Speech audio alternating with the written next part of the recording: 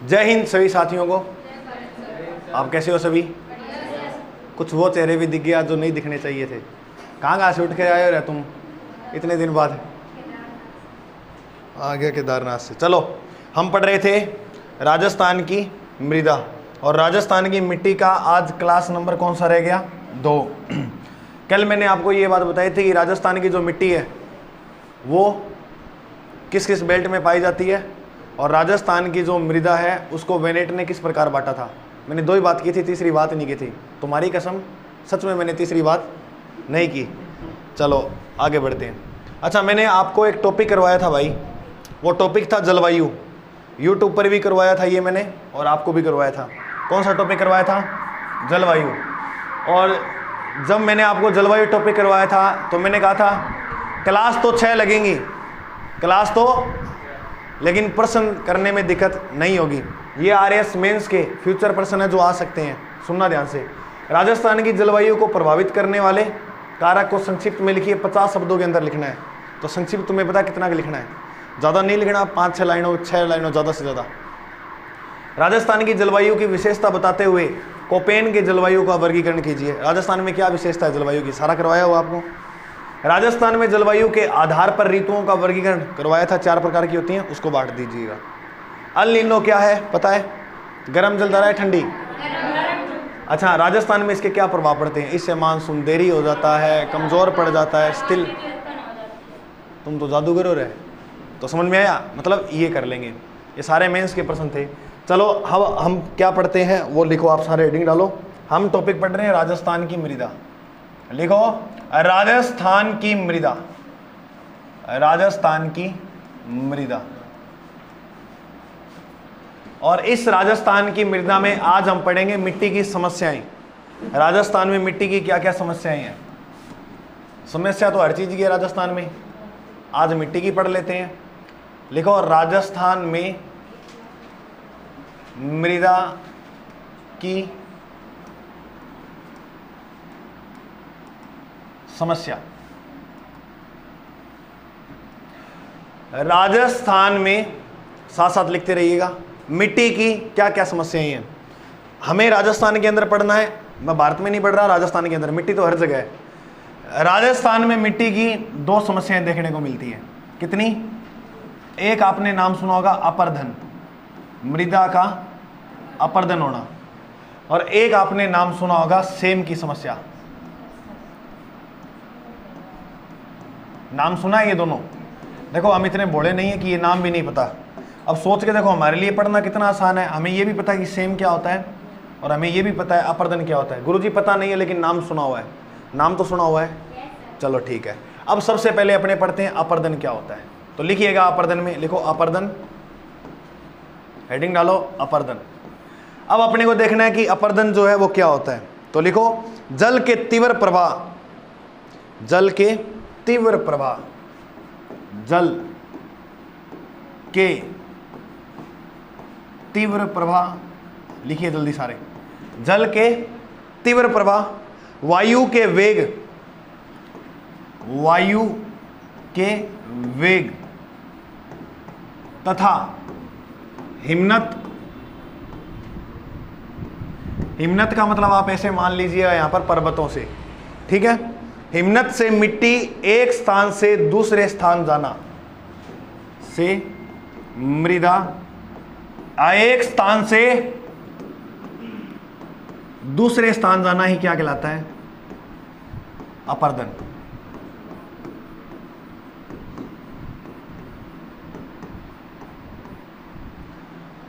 अपर्दन का मतलब देखो, अब मैं तुम्हें समझाता हूं शॉर्ट लैंग्वेज में क्या होता है। ये तो थी परिभाषा किताबी वाली।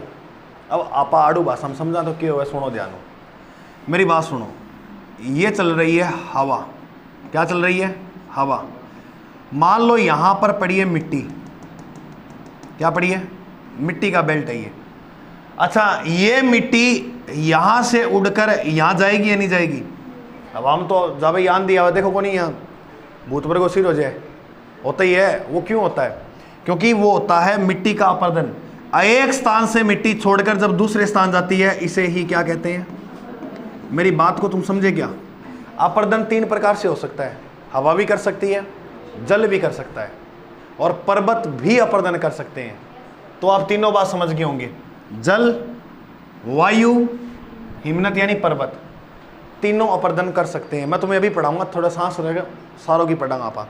लेकिन आरएस में फ्यूचर एक पर्सन आ सकता है मेंस में, बाकी तो ऑल जो बैठे हैं उनके लिए ठीक बात है।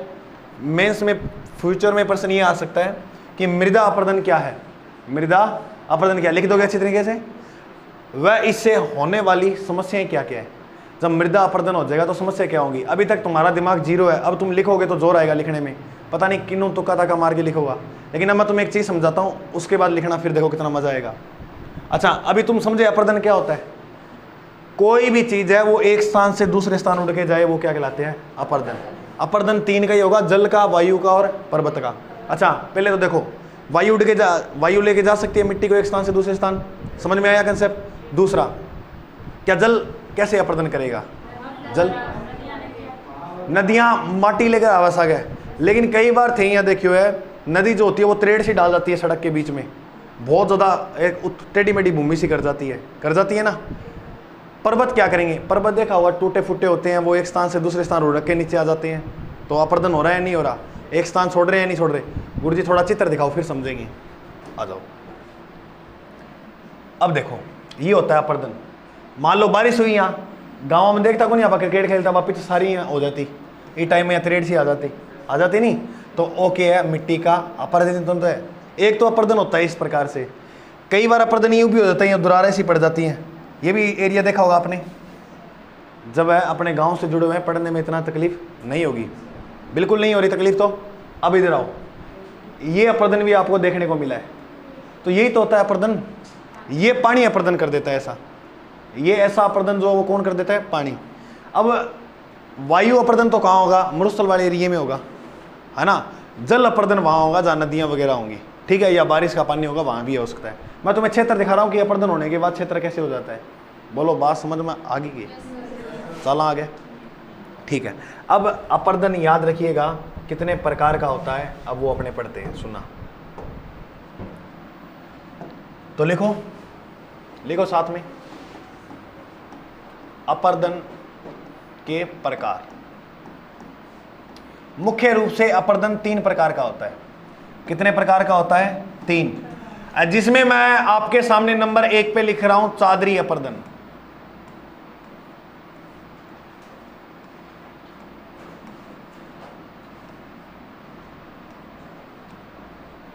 चादरी अपर्दन, कौन सा अपर्दन, चादरी अपर्दन। चादरी अपर्दन की अगर अपने बात करें तो ये पहाड़ी वाले क्षेत्र में बढ़ता है।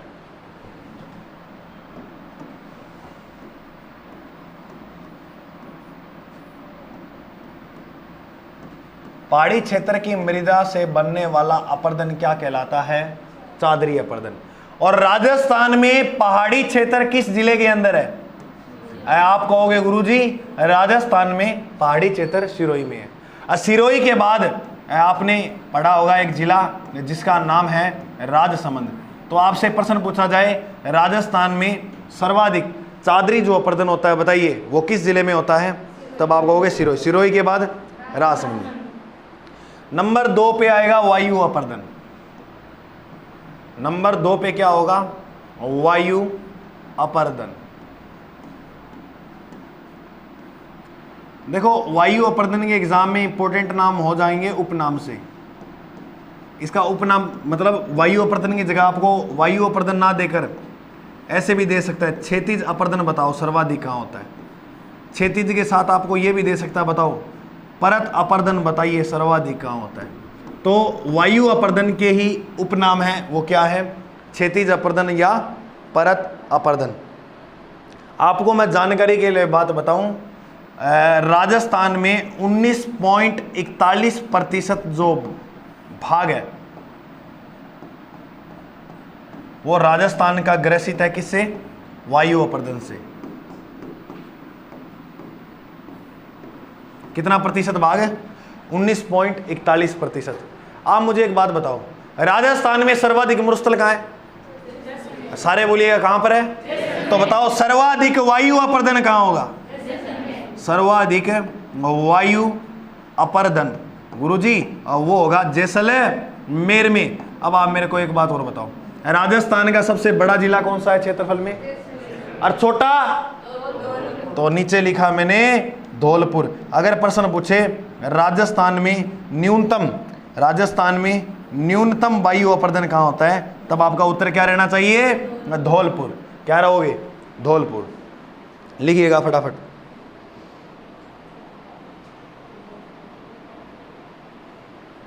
अच्छा, याद रखें वायु अपर्दन की परिभाषा। इसमें जो वायु की गति होती है वो तेज होती है, तभी आंधी आती है। वायु की जो गति होती है वो क्या होती है, तेज।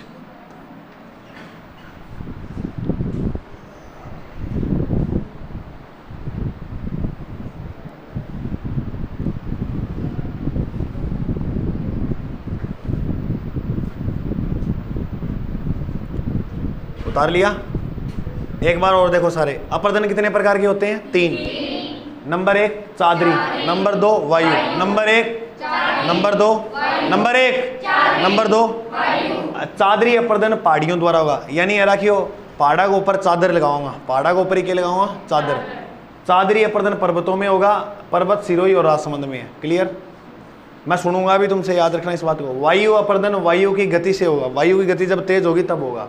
उपनाम क्षैतिज या परत, क्षैतिज या परत अपर्दन राजस्थान में सर्वाधिक कहां पर होता है, राजस्थान में न्यूनतम कहां होता है, सर्वाधिक, न्यूनतम। अब बताओ मेरे को आप सर, वायु अपर्दन राजस्थान में सर्वाधिक कहां होता है, न्यूनतम कहां होता है, चादरी अपर्दन सर्वाधिक कहां होता है। Very good. अब लिखो नंबर 3। नंबर 3 पर आएगा अवनालिका अपर्दन, अवनालिका अपर्दन। अब नाली का जो अपर्दन होता है, देखो मैंने पर्वत करा दिया, मैंने हवा करा दी, तीसरा क्या बच गया, जल। तो ये किसके द्वारा होगा, या तो कोई जल। अब जल कहाँ कहाँ होगा, या नदियों में होता है या वर्षा में होता है ना, तो ये नदियों से होता है। अब नाली का अपर्दन जल या नदियों द्वारा होता है। अगर एग्जाम में प्रश्न आए कि अब नाली का अपर्दन बताइए सर्वाधिक किस जिले के अंदर होता है, तब आपका उत्तर क्या रहेगा, कोटा। राजस्थान का कोटा जिला सर्वाधिक अब नाली का अपर्दन करता है। अब नाली का अपर्दन के अंदर एक बात और याद रखना, आपने यहां पर सर नदी का नाम भी लिखा है, बिल्कुल लिखा है। आपने एक नदी पढ़ी होगी चंबल, कौन सी नदी, एग्जाम में प्रश्न देखिएगा क्या आएगा। राजस्थान पुलिस में बहुत फेवरेट प्रश्न था ये, और बहुत बार आया हुआ है। क्या कि प्रश्न ये था कि सर्वाधिक अब नाली का अपर्दन करने वाली नदी, अब नाली का अपर्दन बताइए कौन सी नदी करती है।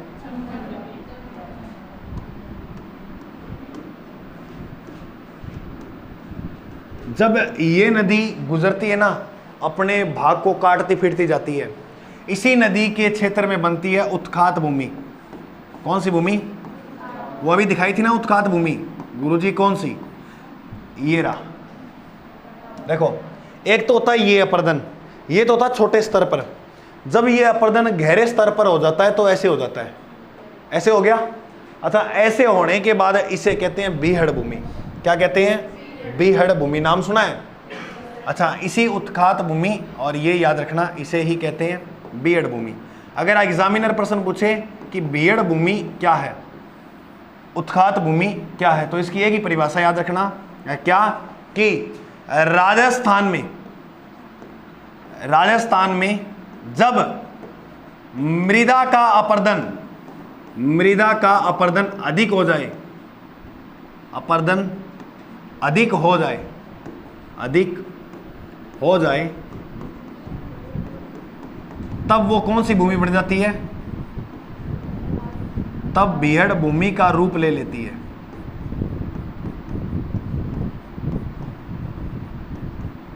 तब बीहड़ भूमि का रूप ले लेती है। कौन सी भूमि का, बीहड़ भूमि का।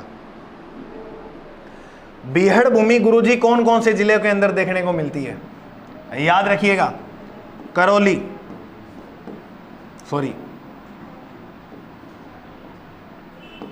कोटा, सवाई माधोपुर, सवाई माधोपुर। सवाई माधोपुर के बाद याद रखना धौलपुर। क्या याद रखोगे? धौलपुर। धौलपुर के बाद आप याद ये जिला भी रख लेना, मोस्ट इंपॉर्टेंट है, करौली। सर्वाधिक जो फैली है वो कहां पर फैली है? धौलपुर के अंदर। कहां पर है? धौलपुर के अंदर। अपर्दन छोटे स्तर पे होता है, बीहड़ बहुत गहरे हो जाती है मिट्टी। इतनी बात समझ में आ गई आपको अच्छी तरह से? चलो अच्छी बात है। अब नाली का अपर्दन फटाफट पढ़ो, मैं सुनूंगा अभी तुमसे।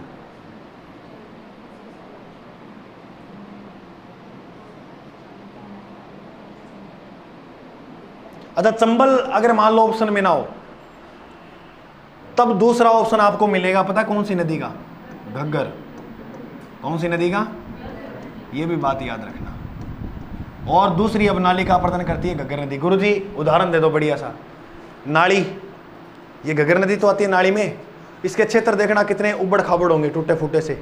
एक मिट्टी का भाग टूटा हुआ होगा पूरा, फिर कहते नाली आ गई, नाली ने ऐसी भूमि की है। वो नाली नहीं है, वो अपर्दन हो रहा है जल का, वो मिट्टी का अपर्दन है जो घग्गर नदी ने किया है।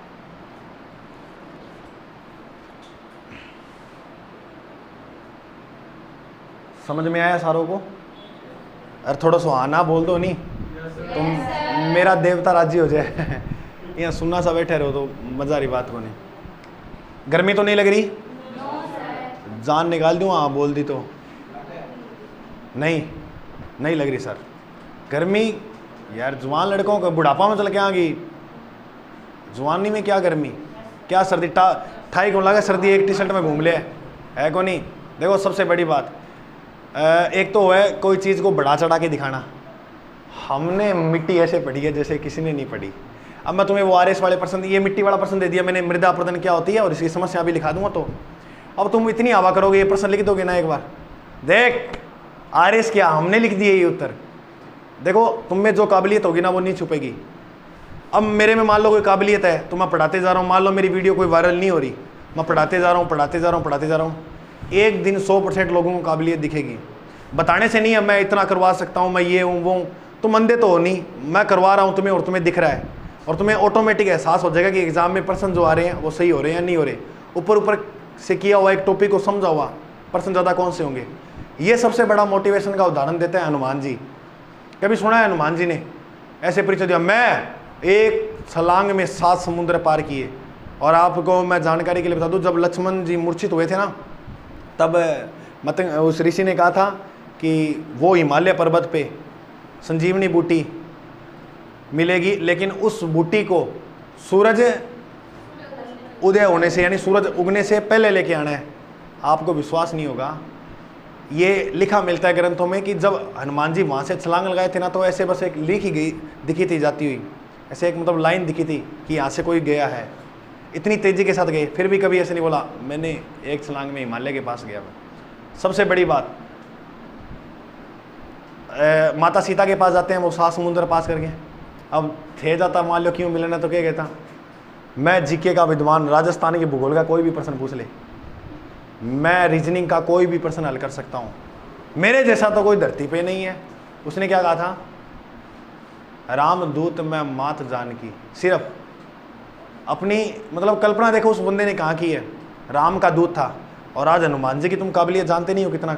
बताया था क्या उसने कि मैं इतना बड़ा बलवान हूँ, ये मेरे में बुद्धि है। तो काबिलियत होगी ना अपने में, वो ऑटोमेटिक दिख जाएगी, किसी को बताने की जरूरत नहीं है। मैं कल एक आपको बात बता रहा था, तुमने कोई काम किया है, तुम्हारी उस काम के अंदर गलती नहीं है, और फैमिली के अंदर ये कोई झगड़ा हो गया तुम्हारे करके, वहाँ चुप रह जाइए। बोलने से क्या होगा, लड़ाई ज़्यादा ही बढ़ेगी। वहाँ चुप हो जाओगे ना, जो बोल रहा होगा ना उसको ऑटोमेटिक गलती का एहसास होगा, नहीं यार इसने तो कुछ नहीं किया। कई बार अपने को फील नहीं होता, कोई ऐसे अपने किसी को धमका देते हैं और अगला जवाब नहीं देता है, तो कहते हैं यार इसको हमने गलत धमका दिया। तो वही बात है, कभी भी अहंकार तो सबसे बड़ी बात है, जब बिल्कुल नहीं करना चाहिए। और दूसरी बात, अब ये जुबानी है, इसका जितना ज़्यादा प्रयोग हो सकता है उतना कर लो। एक टाइम आएगा जब कूट के पढ़ाएंगे तभी नहीं पढ़ पाओगे। गर्मी लग रही, क्या गर्मी है, मजदूरी से तो कम ही गर्मी है यहाँ, भट्ठल से को अभी हूँ तो कम ही गर्मी है। तो यार इन चीज़ों को ये तुम्हें प्रभावित। कल वो बारिश हुई थी, आपको पता है, कल इस क्लास में पता कितने बच्चे बैठे थे, सिर्फ 7-8 बारिश में 40 की स्ट्रेंथ से सीधा 7-8 पे बच्चे आ गए। 7-8 होने का मतलब पता क्या है? हमारे सतवीर सर ने ये बात बोली थी, हमने जब मैसेज में कहता क्या गुरुजन सारे समय में पहुंच जाना, उसने कहा था ये तो अब बारिश, हमें बाढ़ भी नहीं रोक सकती क्लास लगाने से। अब तो अब तुम कहाँ, यहाँ सिलेक्शन ऐसी नहीं है, यानी सारे रास्तों से गुजरना पड़ेगा, एक संघर्ष भरी कहानी बनानी पड़ेगी, ऐसे नहीं मिलेगा। अच्छा, अपर्दन कितने प्रकार का होता है? 3 प्रकार का। अब मुझे ये बताइए आप 3 कौन कौन से हैं? चादरी, वायु, अवनालिका। नाली मतलब जल आओ, नाली का नाम आ गया तो वो जल वाला होगा। वायु वाला तुम्हें याद ही हो गया, चादरी, चादर पर्वत पर डाली है। अब बोलो चादरी, वायु, अवनालिका। एक बार और बोलो चादरी, वायु। इसमें तुम्हारे एग्जाम में क्या क्या प्रश्न बन सकते हैं? चादरी अपर्दन सर्वाधिक कहाँ होता है? सिरोही। वायु अपर्दन, वायु कहाँ चलती है? जैसलमेर में, सर्वाधिक जैसलमेर। अगर पूछे अवनालिका अपर्दन सर्वाधिक कहाँ होता है? कोटा। कोट पहनेंगे। अवनालिका अपर्दन कहाँ होता है? अवनालिका अपर्दन करने वाली नदी कौन सी है? चंबल। कौन सी नदी है? सिरोही, राजसमंद, सर्वाधिक जैसलमेर में, न्यूनतम धौलपुर में। ठीक है गुरुजी। अवनालिका अपर्दन जल या नदियों द्वारा होता है, सर्वाधिक कोटा में होता है, चंबल और घग्गर नदी करती है। सर्वाधिक अवनालिका अपर्दन करने वाली नदी कौन सी है? बीहड़ भूमि। राजस्थान में जब मृदा का अपर्दन गहरा हो जाता है तो वो बीहड़ का रूप ले लेता है। इतनी बात समझ में आई? ठीक है। अब पढ़ते हैं अपने कि मृदा अपर्दन का क्या कारण था, ये मिट्टी का अपर्दन होता क्यों है? तो लिखो मृदा अपर्दन के कारण।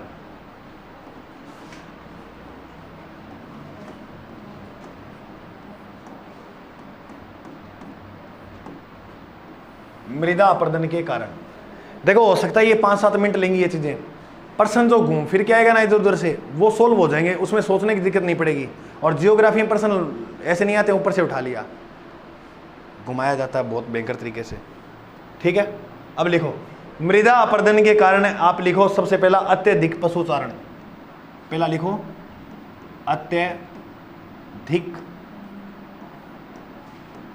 पशुचारण। अब तुम सारा जानते हो, बस मैं ऐसे मान लो कि मैं मेरा टाइम पूरा कर रहा हूं बताकर, ये तुम जानते हो बातें। अत्यधिक पशुचारण, आपने राजस्थान में सारों ज्यादा संख्या पाई जा बकरियां की। ले भेड़ और बकरी, इधर देख ले, भेड़ और बकरी। मैं कोई विशेष लड़कियों को नहीं कह रहा हूं ये बात। बकरी तुम क्यों सोचते हो अपने आप को? वो लड़के कुछ बोले, तुम खुद ही बोल के गधे ही बहुत है, वो कुछ बोले ही नहीं। मैंने तो उसी तरह भेड़ बकरी होती है। अब तुम अपनी तुलना करो तो करी रखो, हमारी तो सोच है नहीं, मिनटों में सोच ले, अपनी कल्पना मिनटों में बकरी हो चाहे भेड़ हो। देखो भेड़ और बकरी होती है ना, ये बहुत गंदा जानवर है पशुचारण के मामले में। गुरु जी की यहाँ जी हाँ, मान लो वो वनस्पति उग रही है। अब आप रेवड़ चरान जावा नहीं? बिल्कुल जावा गुरु जी। अच्छा, तो ये क्या है, ऐसे चरती है ना, तो कोई तो चराई है ऊपर हूँ, इतनी भूखी हुआ जड़ तक खा जाए, मतलब बहुत गहराई तक खा लेती हैं, अंत तक जड़ खत्म कर देती है, यानी अंत तक पौधे को खा जाती है। अब मेरी बात सुनो, अपने कोई चीज काटते हैं उसकी जड़ छोड़ देते हैं तो वो बढ़ जाता है। अब जड़ नहीं खत्म कर दी, कहते हैं तेरी तो मैं जड़ ही खत्म कर दूंगा। अगर जड़ ही खत्म कर दी तो वो नहीं बढ़ पाएगा ना। अच्छा है, थाम मारूंगा घुमा के। अच्छा, जड़ ही खत्म कर दी तो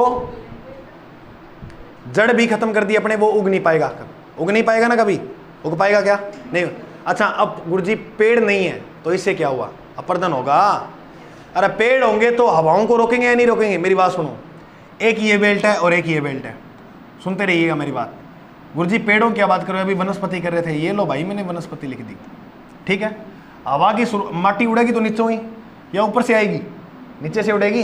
अब मिट्टी मान लो यहाँ से उड़ी, अब मान लो ये कोई वनस्पति हुई है यहाँ पर, अब बकरी ने मान लो इसको नहीं खाया तो मिट्टी यही रोक देगी वनस्पति।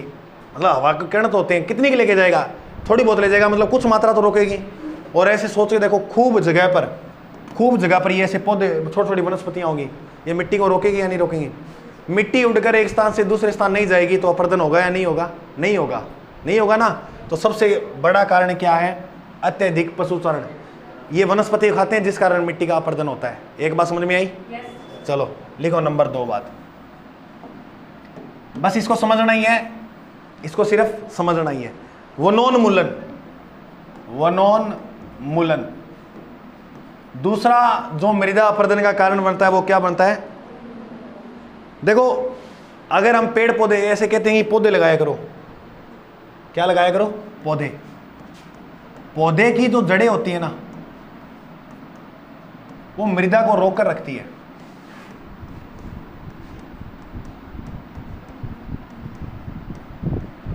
देखो, ये कोई ऐसे जमीन है, ये कोई पौधा है, पौधे की ऐसे जड़ें है, अब यहां पर मिट्टी पाई जाती है। अच्छा सुनो, अब वो मिट्टी का अपरदन होगा, वो बचेगा यहां से, क्योंकि ये जड़ें होती है ना, ये मिट्टी को क्या रखती हैं? पकड़ के रखती हैं। तो जितने ज्यादा पेड़ लगाए जाएंगे, जितने ज्यादा पेड़ लगाए जाएंगे, उतनी ज्यादा क्या होगी? मतलब अपरदन नहीं होगा। लेकिन हमारे राजस्थान में तो वनों की कमी है। वनों की कमी होने के कारण मिट्टी का अपरदन हो जाता है। क्लियर हुआ? दो बात समझ में आई? अगर पेड़ होते तो वो उनकी जड़ों को पकड़े रखती मिट्टी, और इतनी उड़ के इधर उधर नहीं जाती। दो बात समझ में आ गई कोई? नंबर 3 पे लिखो।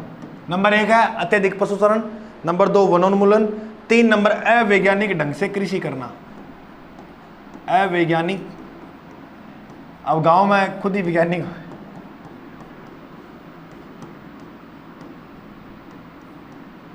अपने गांव में, मतलब विज्ञान का मतलब क्या है? जो कोई औजार है, जो भी है, उस हिसाब से कृषि करना जिससे मिट्टी का नुकसान कम से कम हो। ठीक है? अगर हम मान लो अवैज्ञानिक ढंग से कृषि करते हैं तो उससे मिट्टी का अपरदन बहुत ज़्यादा मात्रा में होगा। क्लियर हुआ? ठीक है, चलें आगे। अरे समझ में आ रहा है क्या? नहीं आ रहा? अच्छा, अवैज्ञानिक ढंग से कृषि करना। उसके बाद लिखना ग्रीष्म काल में, ग्रीष्म काल में चलने वाली तेज आंधियां, एक कारण ये भी है। अब आंधी उड़ा के तो ले जाएगी माटी को,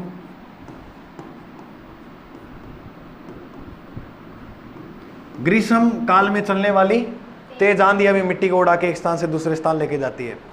अच्छा, सिंचाई भी एक सीमित करनी चाहिए। अत्यधिक सिंचाई जब हम कर लेते हैं, हमारा तो फायदा हो जाता है, लेकिन जमीन का नुकसान हो जाता है। अत्यधिक सिंचाई करने से भी अपरदन होता है मिट्टी का। उसके बाद अगर अपने बात करें तो सबसे इंपॉर्टेंट याद रखिएगा, मोस्ट इंपॉर्टेंट है झूमिंग कृषि। कौन सी कृषि? नाम सुना है इसका? झूमिंग कृषि। देखो, झूमिंग कृषि कैसे होती है?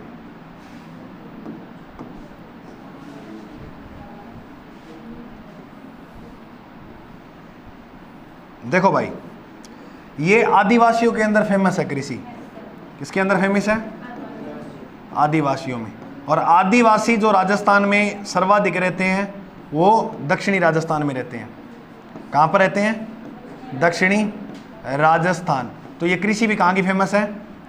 देखो क्या होता है कि जैसे यहाँ पर कोई वनस्पति उगी है, यहाँ उगी हुई है, यहाँ पर कोई ऐसा पेड़ उगा हुआ है, इधर पेड़ उगा हुआ है, और यहाँ वनस्पति है। अब ये लोग क्या करते हैं? आदिवासी लोगों में करते हैं।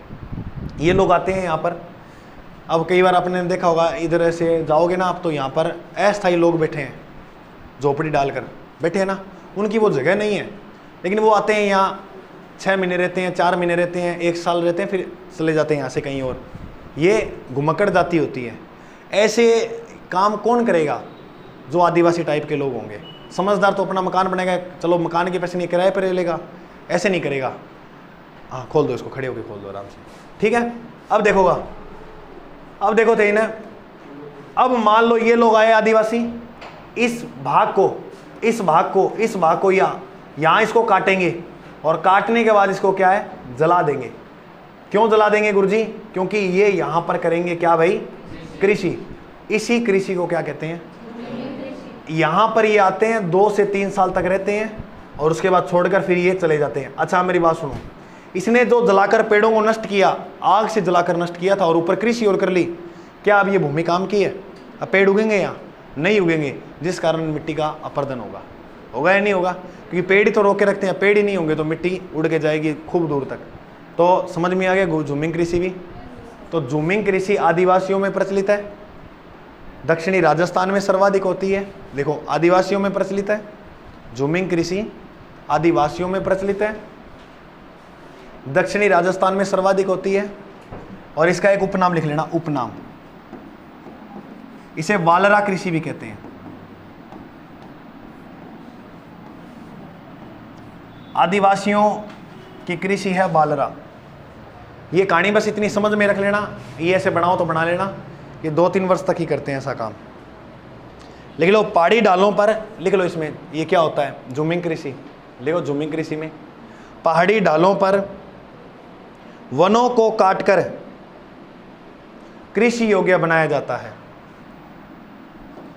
पहाड़ी ढालों पर वनों को काटकर कृषि योग्य बनाया जाता है। पहाड़ी ढालों पर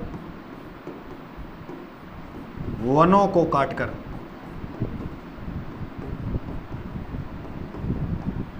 किस योग्य बनाते हैं, कृषि योग्य बनाते हैं, जिसे क्या कहते हैं, क्या कहते हैं, ठीक है। अच्छा लास्ट बात लिख लो, फिर खत्म हो गया ये। दोष युक्त फसल चक्र अपनाना, दोष युक्त फसल चक्र अपनाना।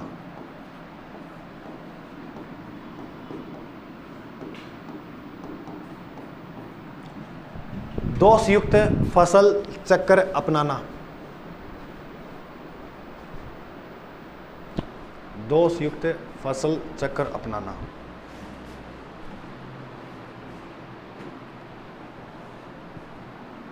दोष युक्त फसल चक्र अपनाना, समझ में आ गई इतनी बात? अब सुनो ध्यान से मेरी बात। दोष युक्त फसल चक्र क्या है? फसल कितने प्रकार की होती है? 3, रवि, वेरी गुड। अब एक तो होता है ये नियम से ऐसे 4-4 महीने की फसलें होती हैं, आराम से इनको बोया जाए, लेकिन कई होते हैं इनको नहीं, मनमा भी। अब कई लोगों ने अब के बीजी गया है नरमा लोगों ने अब तक थोड़ा टाइम पहला तक बीजा है, अब वो इतना पैदावार नहीं करेंगे। अब क्या है कि वो लेट हो गए होंगे, लेट उठे होंगे, अब उनको याद आया नरमा बो रहे हैं। जब तक लोग उतार लेंगे तब वो फिर चुगारे फ्री हो जाएंगे, उनको सस्ते मिल जाएंगे, है ना। क्या पता लोगों की ऐसी सोच भी हो सकती है। ये देख लड़कियां कितनी हंस रही है, तुम्हें कोई नहीं लेके जाएगा चुगारे पे। देखो बस तुम्हारे पास एक ही ऑप्शन है, तुम सिर्फ पढ़ सकती हो और अच्छी जॉब ले सकती हो। थाना चुगारा भी कोना खा बिना तो रख लेगा, क्योंकि तुम चाय पियोगी तो नखरे करेगी, और चुगारा की चाय अच्छी नहीं होती। 2 ही चीनी होगी दाना और 2 ही दाना चाय का होगा, नीरो पानी और 2 चम्मच दूध। फिर ये कहो चाह तो ठीक है लेकिन थोड़ो। अच्छा मृदा अपरदन के कारण समझ के एक बार और देख लो सारे। अत्यधिक, बोलो सारे, वनोन्मूलन, वन ज्यादा होंगे तो अपरदन नहीं होगा, वन कम है इसीलिए तो अपरदन हो रहा है। अवैज्ञानिक ढंग से कृषि करना, ग्रीष्म काल में चलने वाली तेज आंधियां, अपने ग्रीष्म काल में आंधियां बहुत तेज चल है। अत्यधिक सिंचाई करना, झूमिंग कृषि, दोष युक्त फसल चक्र को अपनाना, यानी एक सिस्टमेटिक तरीका होना चाहना।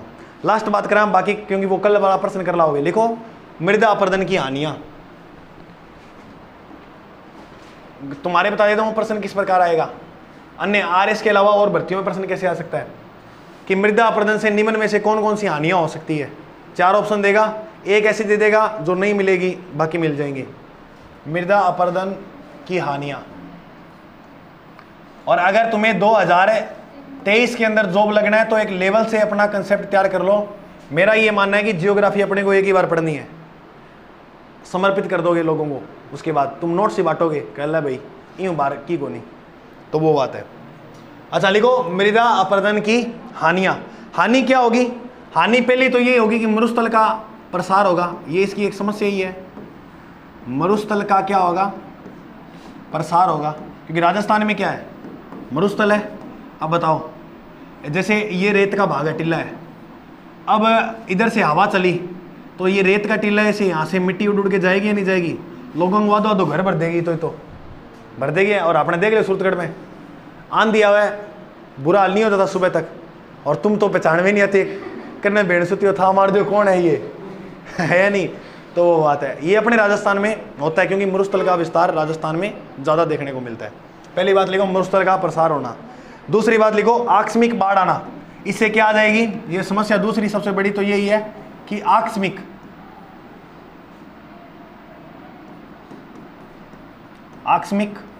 बाढ़ आना। गुरुजी आकस्मिक बाढ़ आने का मतलब क्या है? देखो अगर भाग कोई ऊंचा होगा ना तो वो पानी को रोक के रखता है, जब नीचा हो जाता है तो पानी मिनटों में आ जाता है ना। एक तो ये बात हो सकती है। दूसरा ये भी हो सकता है कि अपर्दन जब हो जाए तो नदियों का मार्ग चेंज कर देता है, नदियों का मार्ग बदल जाता है, और मार्ग बदलते ही थारा घरकन आ जाएगी, और घरकन आता ही क्या आ जाएगी, बाढ़। क्या आ जाएगी, घर डूब जाएगा तो बाढ़ ही आएगी। अब सुनना ध्यान से, आकस्मिक का मतलब क्या होता है? अचानक। कह देगा ना वो तो मेरे को आकस्मिक आके फूल दे गया और मैंने आकस्मिक ही घुका दिया खोपड़ी पे, है ना। आकस्मिक का मतलब होता है अचानक।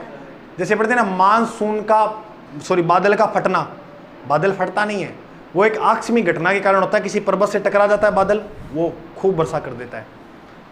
आकस्मिक बाढ़ आना। तीसरी बात लिखो, भूमि की उर्वरता व कृषि की उत्पादकता में कमी होना। लिखो, भूमि की उर्वरता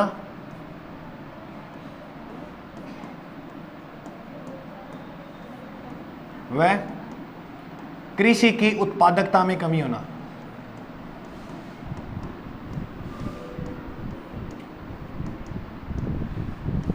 अब तुम है ना घर पे भी बात कर सकते हो इस मामले में कि अपना अपर्दन है और अपर्दन की टाइप ऑफ समस्या है, तो ये समस्या ही तो है। हानियां मतलब क्या होती है, समस्या। उसके बाद याद रखिएगा, गड्ढे बनने से खेती योग्य भूमि कम हो जाती है। राजस्थान में जब गड्ढे ज़्यादा बढ़ जाएंगे तो गड्ढे बनने से खेती करने वाली जो भूमि होगी, खेती योग्य भूमि, वो क्या हो जाएगी, कम हो जाएगी। खेती योग्य जो भूमि है वो क्या हो जाएगी भाई लोगों, कम हो जाएगी। लास्ट लाइन लिखूं, लिखो, नदियों के तल में बालू जमा होने से, नदियों के तल में बालू जमा होने से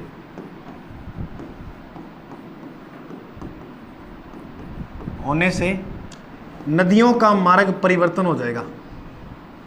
नदियां मार्ग परिवर्तन कर लेंगी, जिससे क्या आएगी, जैसे ही मार्ग परिवर्तन किया बाढ़ आई। क्योंकि देखो नदियां तल में बालू जमा हो जाएगा, क्योंकि नदियों का तल होता है उसमें बालू जमा नहीं होना चाहिए। कैसे गुरुजी बालू जमा कैसे हो जाएगा? जैसे ये नदी का क्षेत्र है, कई नदियां ऐसी होती है जो किसके ऊपर निर्भर होती है, वर्षा के ऊपर। किस पे होती है भाई, वर्षा पे। अब मान लो ये नदी का पानी नहीं है, जैसे घग्गर नदी है अपने, नाली आवे, जब तेज बारिश हो जाए तो आगे तक आ जाए। अच्छा, अब मान लो बारिश नहीं है तो पानी तो सूखो हो, मान लो आठे मिट्टी को अपर्दन हो जिस कारण मिट्टी का यहाँ जमाव हो गया, ऐसे हो गया जमाव। अब मान लो आठों बारिश हो और अब नदी आवे, अब नदी तो जगह ही कौन मिली आगे जाने, तो नदी पानी है, अरे दीवार में मारोगा अब आगे जगह नहीं मिलेगा तो उधर निकल जाएगा, है ना। तो अब इधर इसको जगह मिलेगी जैसे जैसे ये वहाँ निकल जाएगा, और इन्ना अपला घर है ये डूब जाएगा, है ना।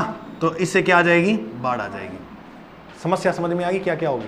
एक बार और बोलो, मरुस्थल का प्रसार होगा, हवा चलेगी तो आकस्मिक बाढ़ आ सकती है, भूमि की उर्वरता व कृषि की उत्पादकता में कमी हो जाएगी, कृषि ऑटोमेटिक कम हो जाएगी। सोच के देखो, एक कृषि योग्य भूमि है, बटा बाड़ू मिट्टी आगे जम जाए तो वह खत्म हो जाएगी ना, जलोढ़ मिट्टी को खत्म कर देगी। गड्ढे बनने से खेती योग्य भूमि खत्म हो जाएगी, कई गड्ढा हो जाए। मेरी बात सुनो, इस क्षेत्र पर कृषि हो जाएगी, ए साथ ये मैं लटक लटक के झूला ले लियो बैठे, ये ऐसे ही होगा और तो कुछ नहीं होगा, है ना। तो अब ठीक है। और नदियों के तल में बालू जमा होने पर, ये तल है इसका, बालू जमा होगी, जिससे नदियों का मार्ग बदल जाएगा, जिससे क्या आ जाएगी, बाढ़ आ जाएगी। समझ में आ गया? आज के लिए जय हिंद, मिलते हैं अगली क्लास में। अभी आप ये नोट डाउन कर लो।